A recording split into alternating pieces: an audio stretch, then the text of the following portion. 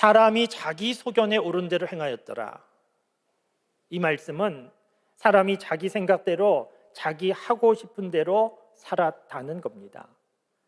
사람이 자기 하고 싶은 대로 마음대로 사는 세상, 자유가 최대한 보장된 살만한 아름다운 세상이 된 것이 아니고 사사시대에 많은 혼란함과 문제가 있었습니다. 생각해보면 이상하지 않습니까? 자유가 제한되고 억압된 것이 아니고 사람들이 하고 싶은 대로 마음대로 자기 생각대로 살았는데 세상은 그리 아름답지 않았다는 겁니다. 그 이유는 어디에 있는가 하면 사람의 본성에서 찾을 수 있습니다. 성경 말씀에 보면 사람은 태어날 때부터 한 사람도 예외 없이 누구나 죄인입니다.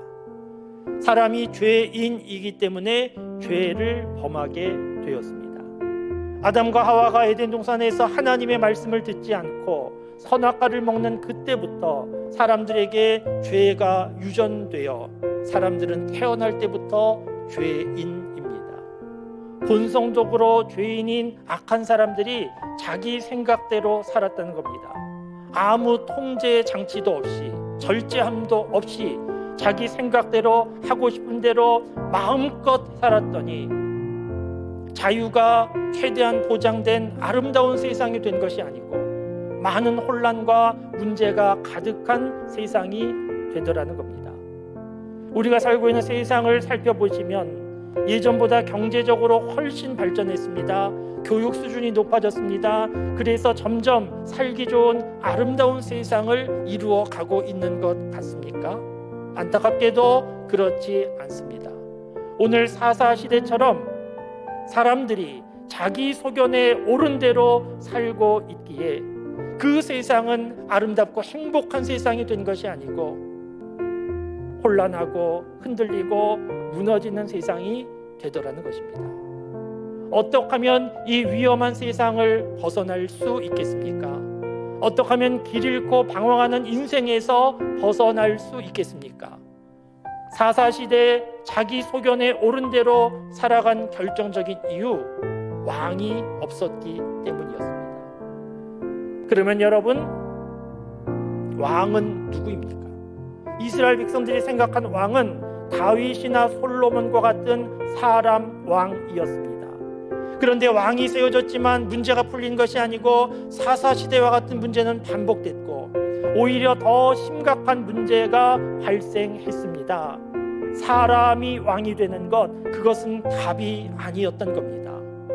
사랑하는 성도 여러분, 자기 소견대로 살아가는 삶이 자유가 아니고 그것은 위험한 삶이고 하나님께서 왕이 되신 삶이 안전하고 복 있는 삶이라는 것을 아실 수 있기를 바랍니다. 하나님이 왕이 되시면 저와 여러분들은 하나님의 백성이 되는 것이고 왕 되신 하나님께서 지켜주시고 도와주시고 보호하여 주시는 복 있는 삶을 살게 됩니다. 오늘 예배에 함께 하신 우리 교우들은 하나님 내 인생의 왕이십니다. 대부분 고백하는 분들이십니다. 그래서 예배 자리에 나오셨습니다. 그런데 여러분, 정말 그렇습니까?